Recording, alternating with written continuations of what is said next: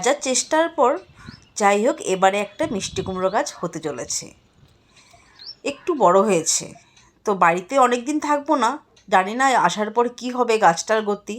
তাই ভাবলাম গাছটা যদি হয়েছে 4টে মতো পাতা পেরে খাওয়াই যেতে পারে। তো 4টে পাতা দিয়ে আর কী খাবো সেই ভাবতে গিয়ে ভাবলাম এইভাবে না হয় পকোড়া খাওয়াই যেতে পারে। তার জন্য পাতাটা পেরে ভালো করে ধুয়ে নুন জলে অনেক সময় ভিজিয়ে রেখেছিলাম। এরপর 2 ঘন্টা মতো ছোলার ডালও ভিজিয়ে রেখেছি। তাই ছোলার ডালটা মিক্সিতে ঘুরিয়ে 1 চামচ মতো চালের গুঁড়ো, নুন, হলুদ, কালো জিরে আর একটু জোয়ান সব উপকরণগুলো ভালো করে মিশিয়ে তারপর পাতাটার উপরে দিয়ে দিয়েছি। এবার পাতাটা বারবার ফোল্ড করে পুরো পাতার ভেতরে উপরে ডাল বাটাটা লাগিয়ে নেব। আর ওইদিকে ফ্রাইং প্যানে কিন্তু তেল গরম হওয়ার জন্য বসিয়ে রেখেছি। তো এইভাবে সবগুলো পাতায় ফোল্ড করে তেল গরম করে উল্টে পাল্টে লাল লাল করে ভেজে নেব। আর গরম ধোয়া ওঠা ভাতের সাথে এই বড়াটা খেতে কিন্তু দারুণ লাগে। আমি আগে যদিও অনেকবার খেয়েছি, তবে প্রথমবার বানালাম।